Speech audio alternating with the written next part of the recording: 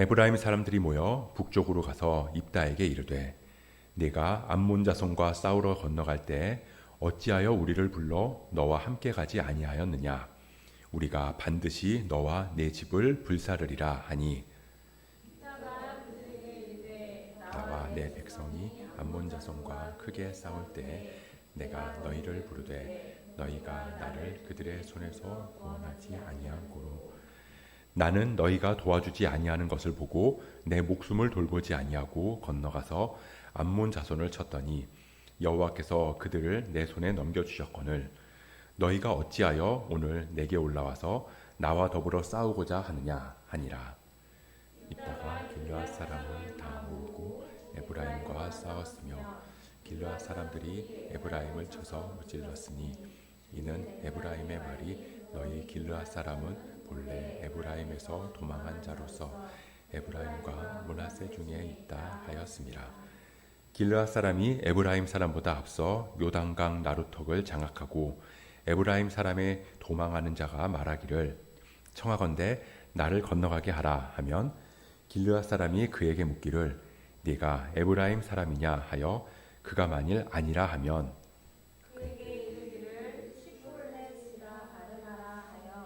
에브라임 사람이 그렇게 바로 말하지 못하고 십볼렛이라 발음하면 길르앗 사람이 곧 그를 잡아서 요단강 나루턱에서 죽였더라. 4만 2천 명이었더라. 입다가 이스라엘의 사사가 된 지 6년이라. 길르앗 사람 입다가 죽음에 길르앗에 있는 그의 성읍에 장사되었더라.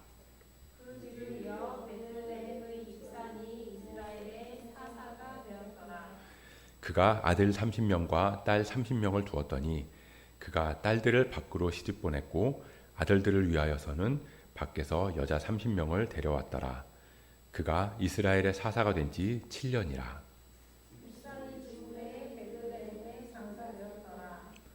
그 뒤를 이어 스불론 사람 엘론이 이스라엘의 사사가 되어 10년 동안 이스라엘을 다스렸더라.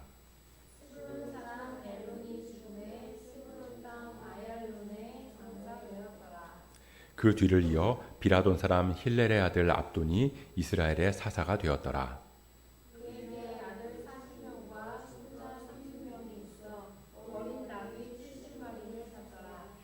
압돈이 이스라엘의 사사. 함께 읽습니다. 비라돈 사람 힐렐의 아들 압돈이 죽음에 에브라임 땅 아말렉 사람의 산지 비라돈에 장사되었더라. 아멘. 이 어린아이들이 부르는 동요 중에 한국을 빛낸 100명의 위인들이라는 노래가 있습니다. 아름다운 이 땅에 금수강산에 장군 할아버지가 더 잡으시고 뭐 이렇게 시작하는 노래인데요. 이 한국을 빛낸 100명의 위인들이라는 노래가 있지만 우리나라에서 위인이라고 불리는 사람은 100명보다 훨씬 더 많이 있죠. 전 세계에는 더 많을 거예요. 위인이라고 불리는 사람들이. 그럼 우리가 어떤 사람들을 위인이라고 할까요? 뭔가 뛰어난 업적을 쌓았다거나 세상을 이롭게 할 기술을 발명했다거나 힘들고 어려운 사람들을 찾아가서 그들을 도왔다거나. 그래서 우리도 이 사람처럼 훌륭한 사람이 되자라고 할 만한 사람들을 우리는 위인이라고 말합니다. 그래서 어릴 적에는 그렇게 위인전을 읽으라고 하는 것 같아요. 위인전을 읽고 나서 우리가 독후감을 쓰면 저도 커서 에디슨처럼 아인슈타인처럼 훌륭한 과학자가 되겠습니다. 이렇게 항상 끝을 맺잖아요.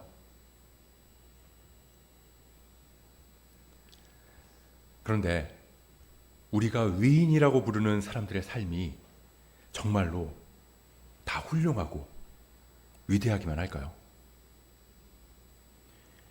에디슨 하면 발명의 왕이라고 하잖아요.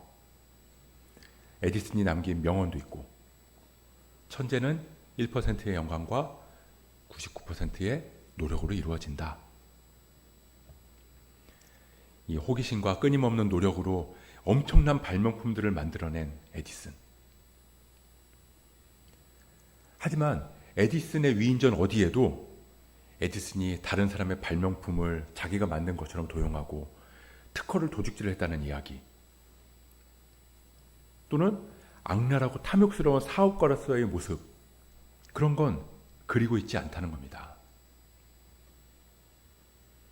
자, 아메리카 대륙을 발견한 콜럼버스, 아이들에게 막 모험심을 심어주고 미지의 세계에 새로운 발걸음을 내디딘 선구자적인 모습을 보여주지만, 그의 위인전 어디에도 콜럼버스가 아메리카의 원주민들을 잔인하게 학살하고 노예로 팔아버렸다는 내용 적지 않는다는 거예요. 왜냐하면 사람들이 이 위인전을 보고 위인들을 본받아야 되는데, 그래서 좋은 사람들이 더 많아져서 더 좋은 세상이 만들어져야 되는데, 위인이 실수하고 실패하고 잘못된 삶을 살았다는 그 모습을 보게 되면 실망할 거 아니에요. 그럼 더 이상 본받을 만한 위인이 아닌 거죠. 그런데 반대로 훌륭한 모습만 가득한 그 위인의 모습을 보면 나중에 우리는 더 크게 실망할 수도 있다는 겁니다. 나는 아무리 노력해도 에디슨처럼은 안 되는구나. 나는 아무리 애써도 간디처럼은 살 수 없구나. 그래서 결론이 어떻게 나냐면, 야, 저 사람들은 그냥 난 사람들이야. 그러니까 가능한 거지. 원래 저렇게 타고 태어난 사람들이야. 우리랑은 완전히 다른 종족의 사람들인 거지. 그래서 나 같은 사람들은 절대 위인처럼 살 수 없다. 결국 자기의 능력 부족으로 귀결이 된다는 겁니다. 우리는 이스라엘의 8번째 사사 입다에 대해서 보고 있는데요. 자, 입다는 이스라엘 사람들한테 위인일까요? 아닐까요? 입다는 이스라엘의 영웅일까요? 아닐까요? 암몬이 이스라엘을 공격하려고 나섰을 때, 그때 입다가 나서서 암몬이랑 싸웠고 암몬을 물리치면서 승리를 얻었잖아요. 나라를 지킨 영웅인 거죠. 길르앗 장로들이 막 입다를 찾아가서 네가 전쟁에 나가면 우리가 너를 우리나라의 머리로 세우겠다. 그래서 군사를 이끌고 나갈 사람이 없는 그 이스라엘에 입다가 군사들을 이끌고 나가서 암몬이랑 싸워서 이겼어요. 그러니 사람들이 얼마나 기뻤겠어요. 전쟁에서 이겼다. 암몬이 항복했다. 그렇게 위인처럼 이 입다의 이야기가 여기서 끝이 나면 좋겠는데, 이 지난 시간에는 입다의 잘못된 서원이 그 사이에 끼어 있더니 오늘 본문을 보니까 입다가 에브라임 사람들을 죽이는 내용, 그 내용이 기록되어 있다는 겁니다. 자, 이스라엘에는 이 12개의 지파가 있어요. 이 12개의 지파가 모여서 이 한 나라를 이루고 있는데 한 민족인 거죠. 근데 그 중에 하나인 에브라임 지파 사람들이 입다한테 시비를 거는 거예요. 1절이 그 내용이거든요.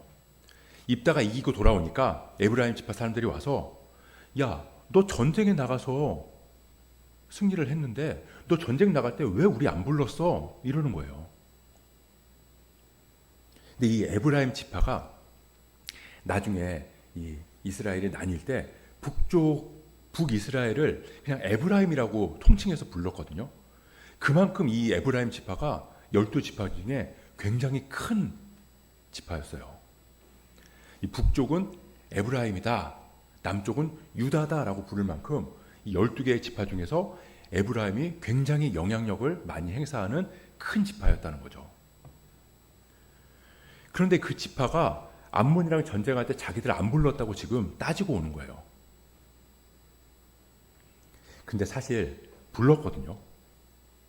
10장 17절을 보면 그때 암몬 자손이 모여서 길르앗에 진을 쳤으므로 이스라엘 자손도 모여서 미스바에 진을 쳤다라고 기록을 하고 있어요. 이 이스라엘 자손이 모였다는 건 모든 이스라엘 지파를 불렀다는 얘기거든요. 이스라엘의 여러 그 문헌들 중에 이 탈무드라는 것에 보면 이런 내용이 있어요. 전쟁이 여러 종류의 전쟁이 있잖아요.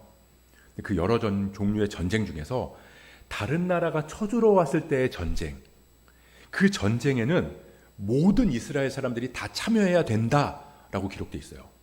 의무라는 거죠. 그러니까 나라를 지키고 방어할 때는 이유 불문하고 모든 지파에서 모든 사람들이 다 나와서 나라를 지켜야 된다라고 기록하고 있어요. 근데 거기에 에브라임 지파가 안 갔다는 거예요. 몸살이었다는 거죠. 우리 못 들었다. 네가 안 불러서 안 간 거다. 그리고는 이기고 돌아오니까 입다한테 시비를 거는 거예요. 근데 이게 한 번이 아니라는 겁니다. 이 8장에도 보면 기드온이 사사로 있을 때 미디안이랑 전쟁에서 이기고 돌아왔잖아요. 그때도 이 에브라임 지파가 똑같이 기드온한테 가서 너 왜 우리 안 불렀냐? 우리 무시하냐? 이렇게 이야기했다는 거예요. 왜 그랬을까? 뭐 이유가 여러 가지 있겠지만 가장 큰 이유는 전리품 때문이에요. 전쟁에서 이기고 돌아와서 이 전리품들을 나눌 때 우리도 거기서 한몫 챙기겠다는 거죠. 짜증나잖아요. 그런 사람들 보면. 나는 목숨 걸고 나가서 싸우고 왔는데 자기들은 오지도 않고 불렀는데 오지도 않았으면서 네가 안 불렀으니까 안 왔잖아. 그러면 나중에 딴소리 하면서 자기가 챙길 건 다 챙겨가려고 하는 사람. 짜증나죠. 그래서 입다가 어떻게 했을까요? 에브라임 사람을 42,000명이나 죽였다는 겁니다. 거의 학살이죠, 학살. 자, 그럼 입다는 위인일까요? 악인일까요? 이 암몬의 침략으로부터 이스라엘을 구한 위인인가? 아니면 승리한 그날에 동족 42,000명을 학살한 악인인가? 성경은 입다를 뭐라고 말할까요? 성경은 입다에 대해서 위인이다, 악인이다, 그 어떤 평가도 내리지 않는다는 겁니다. 입다가 전쟁에서 승리한 거 팩트죠. 자기 딸을 번제로 드린 것도 팩트예요. 그리고 에브라임 사람들을 학살한 것도 팩트죠.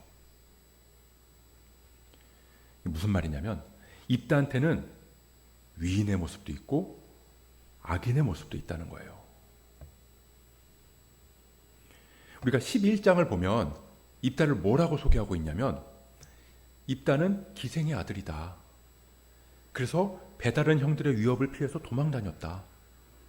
그러다가 결국 잡류들이랑 어울렸다. 깡패같이 살았고 폭력배같이 살았다. 그렇게 기록하고 있거든요. 그런데 하나님께서 그런 입다를 택하셔서 너 큰 용사다 라고 부르셨다는 겁니다. 큰 용사가 될 수 있는 자격도 없었고 심지어는 그렇게 사사가 된 이후에도 전혀 큰 용사로서의 모습이 보이지 않았는데도요. 하나님을 막 이방신처럼 생각하면서 잘못된 신앙으로 막 하나님의 그 많은 서약을 하기도 했고요. 그러면서 자기 자녀를 막 제물로 바치고 심지어는 자기 동족을 학살하기도 했으니까요. 암몬의 침략을 물리치는 영웅의 모습도 있고 여전히 잡류 같은 모습도 있고.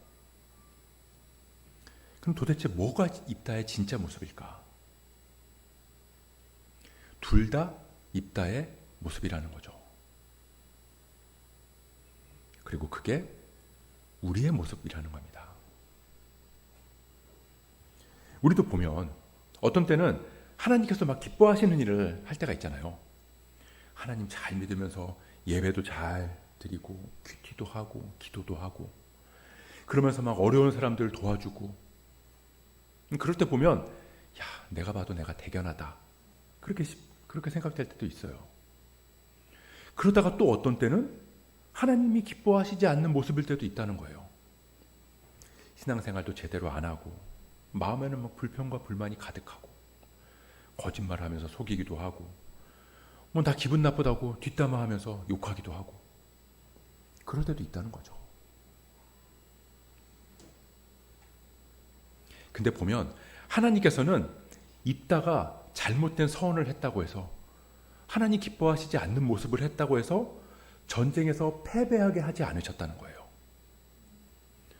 에브라임 사람들을 죽였다고 해서 하늘에서 바로 불을 내려서 입다를 치지 않으셨다고요. 하나님을 떠났지만 전쟁에서는 승리했고요.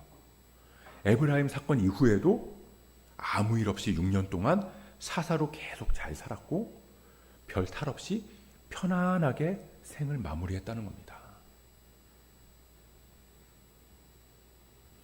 그럼 하나님께서 입다를 바로 심판하지 않으셨다고 해서 입다가 잘 살았다는 걸까? 하나님께서는 사사를 세우셨을 때 그들을 통해서 이루어지기를 바라시는 게 있으셨거든요. 하나님께서 입다를 사사로 세우시고 입다와 함께 하신 건 그를 통해서 이스라엘에 이루어지기를 바라신 게 있기 때문이에요. 근데 입다를 통해서 그 일이 이루어지지 않았다는 겁니다. 입다의 마지막을 기록한 게 오늘 본문 7절인데 우리 7절 말씀 같이 한번 읽어볼게요. 같이 읽어보겠습니다. 시작. 입다가 이스라엘의 사사가 된 지 6년이라 길르앗 사람 입다가 죽음에 길르앗에 있는 그의 성읍에 장사되었더라. 자, 이게 입다의 마지막에 대한 기록입니다. 그럼 이전의 다른 사사들에 대한 기록은 어떨까요? 온니엘, 그 땅이 평온한 지 40년에 그나스의 아들 온니엘이 죽었더라. 에훗, 그날에 모압이 이스라엘 수하에 굴복하며 그 땅이 80년 동안 평온하였더라. 드보라, 그 땅이 40년 동안 평온하였더라. 기드온, 기드온이 사는 40년 동안 그 땅이 평온하였더라. 그 땅이 평온하였더라. 하나님께서 사사를 통해 이루어지기를 바라신 일, 평온함. 그 평온함이 입다를 통해서는 이루어지지 않았다는 겁니다. 지난 시간에 우리가 살펴봤듯이 하나님의 관심은 전쟁에 있지 않아요. 전쟁에서 이기든 지든 여호와의 영이 입다에게 임하시니 하나님께서 입다와 함께 하시는 것, 그게 제일 중요했다는 겁니다. 하나님과 함께하는 삶, 하나님과 동행하는 삶, 그 삶을 통해서 이루어질 평안, 평온함을 기대하셨는데 전쟁에서는 이겼지만 그 땅에 평온함이 임하지 않았다. 평온함이 아니라 오히려 재앙이 임했다.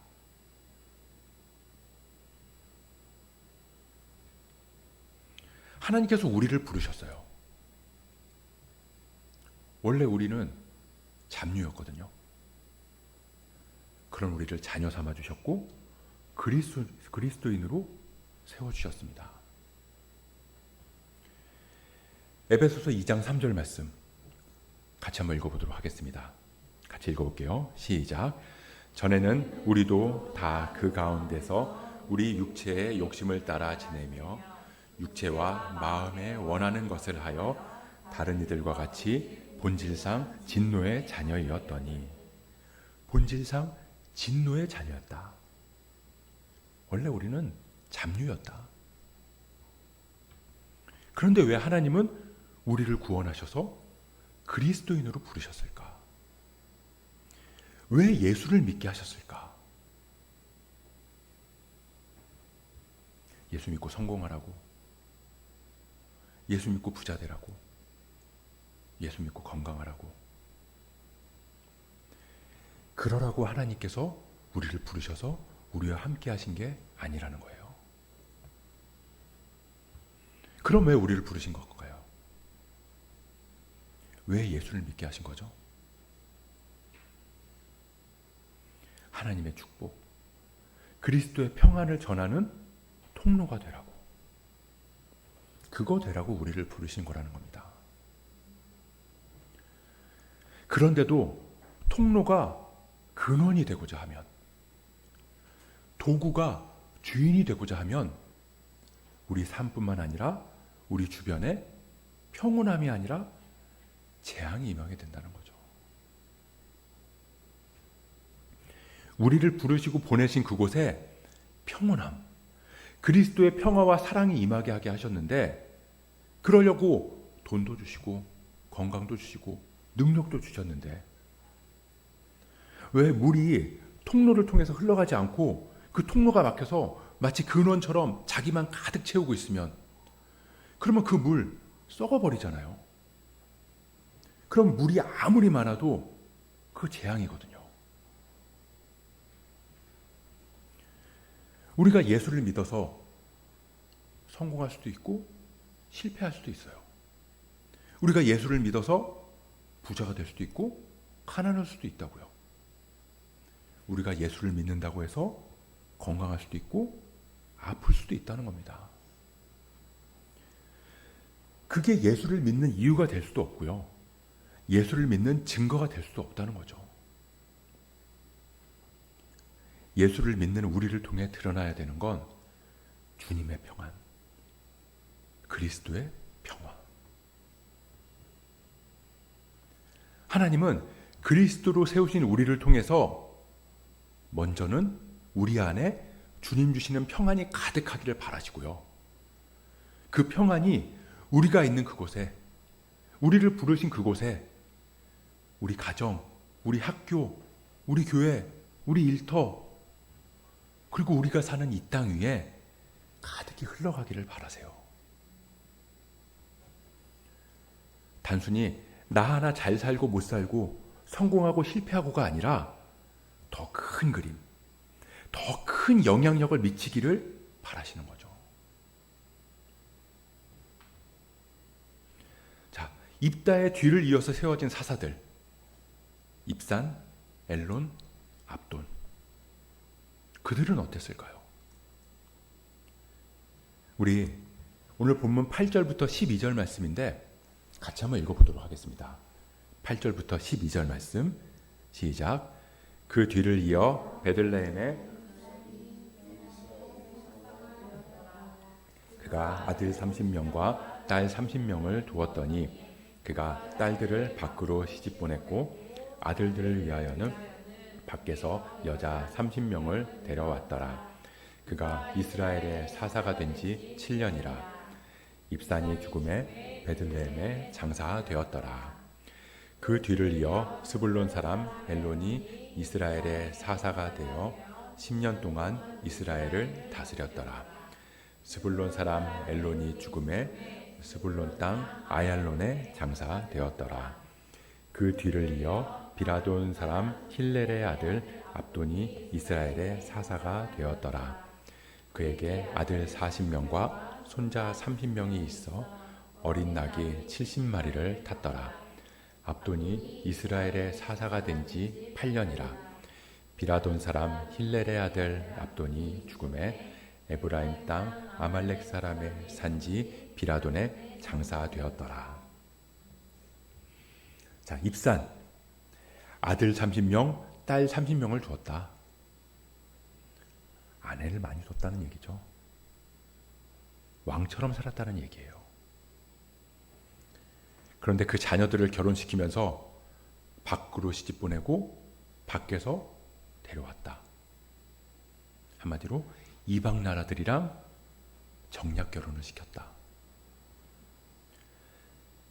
이 당시 정략 결혼은 그 나라의 문화뿐만 아니라 그 나라의 신을 받아들인다는 거거든요.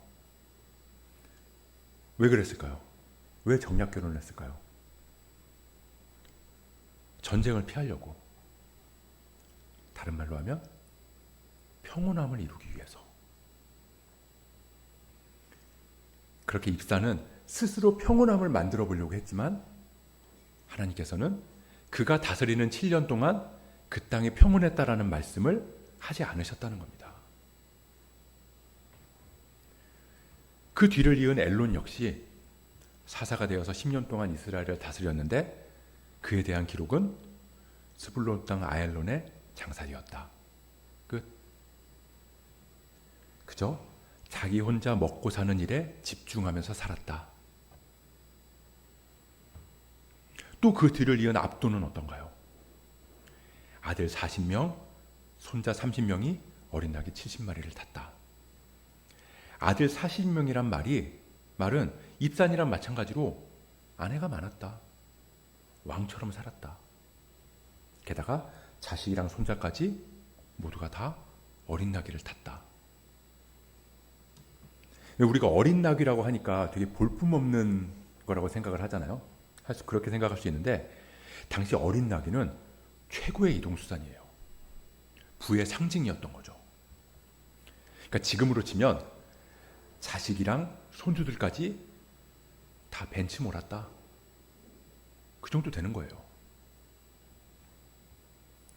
그러니까 압돈 역시 사사로 부름받았지만 부유하게 살았다는 기록 외에는 아무것도 없다는 겁니다.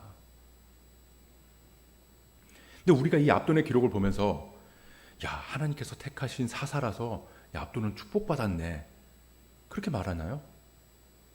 그렇게 이야기하지 않잖아요.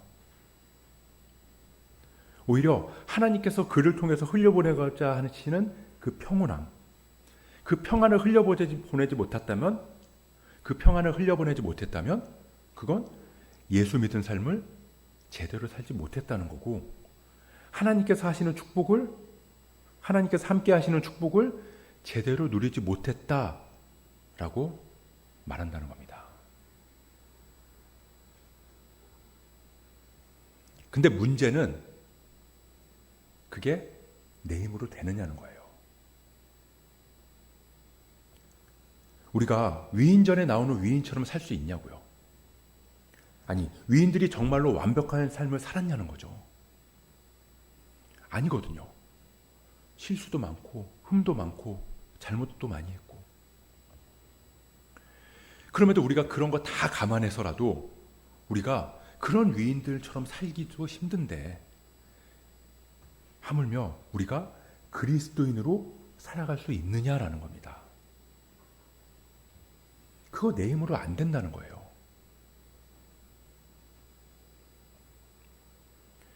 이 위인전은 우리한테 위인이 되라고 말해요. 너도 이 사람처럼 호기심 많이 가지면 성공할 수 있어. 너도 이 사람처럼 평화를 이루고자 노력하면 세상을 바꿀 수 있어. 그러다가 커서는 그거 안 된다는 거 알고 실망하는 거죠. 근데 성경은 위인전이 아니에요. 성경은 너도 노력해서 이 성경에 나오는 사람처럼 되라고 말하지 않아요. 왜 그럴까요? 그거 불가능하다는 거, 그거 불가능하다는 거 알기 때문이에요. 그리고 그 사람들, 이 성경에 나온 사람들조차 완전하지 않은 사람들이라는 거 알기 때문이죠. 그래서 성경에는 위인전처럼 업적만 남기고 실수나 실패는 숨기고 그러지 않는다는 거예요. 있는 그대로 다 기록해놨다는 거죠. 왜냐하면 그게 우리의 모습이니까요. 이 위인전은 그 손가락이 위인 자신을 가리켜요. 나를 닮아야 돼. 근데 성경의 인물들은 그 손가락이 자기 자신을 가리키지 않거든요. 오히려 나를 바라보면 안 돼 라고 말해요. 우리를 부르신 하나님의 뜻대로 살아가려면 어떻게 해야 되는지, 그러려면 누구를 닮아야 되는지, 누구를 따라가야 되는지 그걸 가리키고 있습니다. 그게 누구죠? 예수 그리스도. 예수 그리스도. 우리는 할 수 없지만 완전하신 분, 흠이 없으신 분, 그래서 우리를 할 수 있게 하시는 분, 예수 그리스도. 믿음의 주요 또 온전케 하시는 이인 예수를 바라보자. 그분을 바라볼 때, 그분과 함께 할 때, 그분을 따라갈 때 우리는 그리스도인으로 구원받은 자녀로 살아갈 수 있게 되는 겁니다. 내게 능력 주시는 자 안에서 내가 모든 것을 할 수 있느니라. 이 말씀은 내가 예수 믿으면 뭐든지 다 할 수 있다. 내가 예수 믿으면 시험 100점 맞을 수 있고 로또 당첨될 수 있고 투자한 거 대박 날 수 있고, 그거 할 수 있다는 게 아니에요. 그거 할 수 있다는 게 아니라 예수 그리스도를 바라보고 의지하면서 그분 안에 거하면 하나님의 뜻대로 평안의 통로가 돼서 세상의 빛과 소금의 삶을 살아갈 수 있다. 그거 할 수 있다는 겁니다. 그게 구원받은 사람의 특권이고 그리스도인으로 살아가는 증거인 줄 믿습니다. 그렇게 우리가 우리를 온전케 하시는 분인 예수 그리스도를 바라보면서 부름받은 삶의 자리에서 그 땅이 평온하였더라. 그리스도의 평안을 전할 수 있기를 주님의 이름으로 간절히 축복합니다.